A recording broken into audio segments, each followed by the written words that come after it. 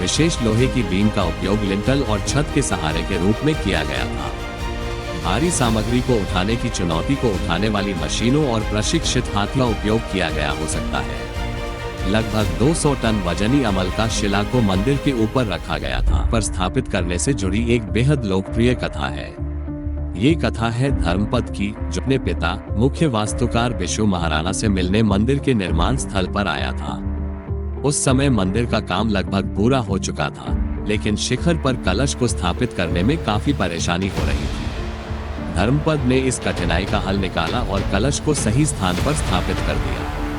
मगर कारीगरों को भय था कि राजा उन्हें सजा देगा, यह मानकर कि एक बच्चे ने वो काम कर दिखाया जो वे नहीं कर सके। दूसरों को बचाने के लिए धर्मपद मंदिर की ऊंचाई से कूद बलिदान दे दिया। मंदिर का निर्माण पूरा होने के बाद इसे सूर्य की छवियों और के सिंहासन से सजाया गया। 2 अतिरिक्त सूर्य मूर्तियां, जो दिन और शाम के प्रतीक मानी जाती है, मुख्य मंदिर के सटे छोटे मंदिर में रखी गई। मुख्य शाला के सामने एक ऊंचे मंच भव्य नाट्य मंदिर बनाया गया और मुख्यशाला के सामने और नाट्य मंदिर के बीच करुण स्तंभ खड़ा किया गया था। इसके साथ ही रामदेवी रामचंद्री के मंदिर, भोग मंडप और रसोई, स्नान मंडप और झूला मंडप जैसे विभिन्न अनुष्ठानिक मंच भी बनाए गए। मंदिर परिसर को 3 प्रवेश द्वारों वाली दीवार से घेरा गया। सूर्य मंदिर का मुख्य प्रवेश द्वार पूरब की ओर था।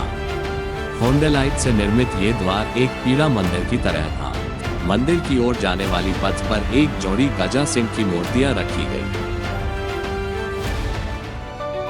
मंदिर की दीवारें आधार से लेकर शिखर तक पत्थरों की जटिल कलाकृति से सजाई गई है, जिनमें से कुछ को आभूषण जैसी बारीकी से तराशा गया है। प्लेटफॉर्म की निचली परत उपाना में हाथी, सैनिक, संगीतकार, काफिले और त्योहारों के जुलूस के चित्रित फ्रेस शामिल हैं। ऊपरी परत ही विभिन्न जानवरों और पौराणिक प्राणियों की मूर्तियां भी हैं। साथ साथ सामान्य लोगों के दैनिक जीवन के विभिन्न पहलू दर्शाए गए हैं।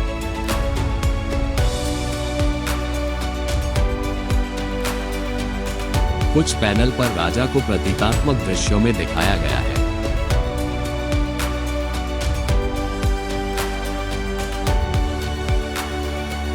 इसके अवयव मंदिर को मैथुन युगल मूर्तियों के लिए भी जाना जाता है, जो विभिन्न चरणों में यौन संबंधों को दर्शाती है।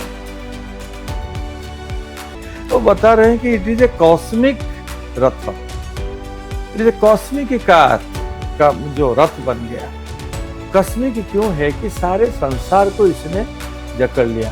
क्या नहीं है इसमें, इट इज एनसाइक्लोपीडिक, क्योंकि तो नीचे नीचे सब हाथी है और हंस है बच्चों के लिए, और ऊपर उठ जाइए जौवन के लिए, सारा किशोर के लिए, सारा पक्षी पशु है, उनके लिए सब कामसूत्र का। तो हमारा विश्वास है जब मिथुन मूर्ति देखेगा बिजली नहीं गिरेगा मंदिर के ऊपर। जबकि कोणार्क मंदिर बना इनसे पहले बौद्धों का बहुत प्रभाव रहा।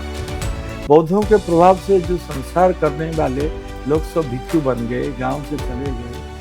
बहुत सारा युद्ध हुआ उड़ीसा में, तो युद्ध के लिए सैन्य चाहिए, इनके लिए काम का जो प्रवृत्ति कैसा होगा, तो इसलिए सारे बंध इसमें बनाया गया। काम एवं ससर्ज जादो वेद में कहा गया, क्योंकि काम नहीं होता तो संसार नहीं बन सकता। क्लोरिटी के पत्थर से बने जगमोहन के मुख्य द्वार पर से सजाया गया और उसके दीवारों और पिलर पर हिंदू देवताओं, अप्सराओं, विलार, नाग नागी की मूर्तियां बनाई गई। मंदिर से पूजा का पानी बाहर निकलने की व्यवस्था भी की गई थी। छतों पर पुरुष और महिला संगीतकारों की मूर्तियां हैं, जो वीणा और मर्दला जैसे वाद्य यंत्रों को पकड़े हुए हैं। समय के शाश्वत लय के प्रतीक कोणार्क के चक्रों पर योद्धाओं, जानवरों और देवताओं की अद्भुत नक्काशी दिखाती है। ये चक्र जीवन, मृत्यु और पुनर्जन्म के अनंत चक्र का प्रतिनिधित्व करते हैं। कुछ पहिए धूपघड़ी की तरह समय को सटीकता से भी नाप सकते हैं।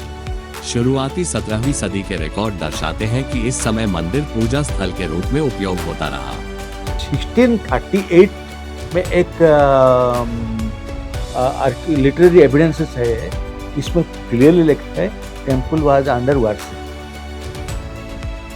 1638 में बना को 400 साल तक ये रहा आपका पूजा में। इसके बाद नोबडी नोज व्हाट हैपेंड।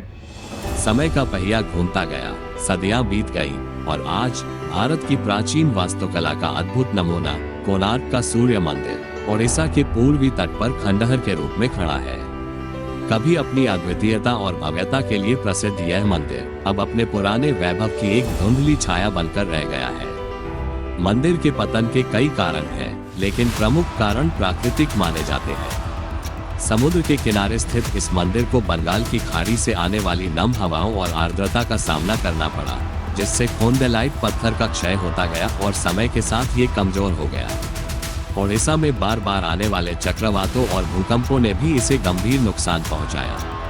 इसका विशाल शिखर, जो कभी 229 फीट ऊंचा था, इन प्राकृतिक आपदा में कभी ढह गया। कुछ लोग 16वीं शताब्दी में बंगाल के सुल्तान सुलेमान कर्रानी के सेनापति काला पहाड़ के आक्रमण को भी इसके पतन का कारण मानते हैं। ये भी माना जाता है कि पूर्वी गंगा राजवंश के पतन के बाद मंदिर के संरक्षण के लिए आवश्यक संसाधन और रुचि दोनों की कमी हो गई। ओडिशा में मराठों के शासन के दौरान यह मंदिर पहले से ही टूट चुकी अवस्था में था। मराठों ने अरुण स्तंभ को भी पुरी ले जाया गया, जिसे आज गरुड़ स्तंभ के नाम से जाना जाता है। चुंबकीय पत्थर को इसलिए हटाया क्योंकि उन्हें लगा कि यह उनके जहाजों की नेविगेशन में समस्या पैदा कर रहा था, जो सही नहीं लगती। खुर्दा के राजा ने पुरी में अपने मंदिर के निर्माण के लिए कुछ पत्थर और मूर्तियां ले ली, जिससे कई गेटवेज और मूर्तियां नष्ट हो गईं। 1803 में ईस्ट इंडिया मरीन बोर्ड ने बंगाल के गवर्नर जनरल से संरक्षण की अपील की, लेकिन केवल एक कदम उठाया गया, जिसमें साइड से पत्थर हटाने पर रोक लगाई गई। संरचनात्मक समर्थन की कमी के चलते मुख्य मंदिर का अंतिम भाग, एक छोटा गोलाकार खंड, 1848 में ढह गया। ये जितना इनका अटेंशन देना चाहिए था इतना दे नहीं पाए, क्योंकि एक बार बहुत जल्दबाजी में बन गया है ये। That could be the reason proper attention might not have been given, but is supposed to be given. जितना देना चाहिए था इतना दे नहीं पाए, तो इसमें कुछ ना कुछ लेकुना रह गया, शॉर्ट कमी से रह गया। तो that could be one of the major reasons for its downfall. एक बार गिर गया मतलब आप जानते हैं हिंदू धर्म में जो मंदिर टूटा हुआ है इसको पूजा नहीं करते। 1903 में बंगाल के लेफ्टिनेंट गवर्नर जे बॉडेलोन ने मंदिर को सील कर दिया और इसे रेत से भरने का आदेश दिया। समुद्र की ओर फेसिंग कैसुअरीना और तमनु के पेड़ लगाए गए ताकि रेत भरी हवाओं से सुरक्षा मिल सके। 1909 में रेत और मलबा हटाते समय मायादेवी मंदिर की खोज की गई। जगमोहन का 3 एंट्रेंस था, 3 नॉर्थ में, साउथ में, मेन एंट्रेंस ईस्ट में था और वेस्टर्न साइड में कनेक्टिंग टू देवला, 4 ये था। तो ये जो किए ना पहले ये एंट्रेंस वगैरह का बंद कर दिया, एक रैंप बनाए, ऊपर से जाके टन 1000 टन रेत को इसको अंदर भर भर के रखा, ये किया, कम्प्लीटली सैंड भर दिया। आर्कियोलॉजिकल सर्वे ने इस केमिकली ट्रीट करते रहा, परपेचुअल 5 साल में 4 साल में किया है। बहुत डिफरेंट ट्रीटमेंट्स हुआ। स्ट्रक्चरली हम लोगों ने व्हील्स वगैरह को कंसोलिडेट किया है, स्टेप्स को ये किया है, डैमेज पोर्शन था इसको रेक्टिफाई किया है। पूरा ये कंजर्वेशन प्रोसेस जो है आर्कियोलॉजिकली डन वेरी ट्रेमेंडसली। मंदिर की सुंदरता और आध्यात्मिक शक्ति अभी भी हमें आकर्षित और प्रेरित करती है। ये केवल एक अवशेष नहीं है, बल्कि हमारी सांस्कृतिक विरासत और मध्यकालीन भारत की असाधारण उपलब्धियों का एक गतिशील प्रमाण है। कोणार्क सूर्य मंदिर अतीत को रोशन करने के साथ साथ भविष्य की पीढ़ियों के लिए एक प्रकाश स्तंभ की तरह चमकता है, जो हमें इसके शाश्वत सौंदर्य और धरोहर की सराहना करने का निमंत्रण देता है।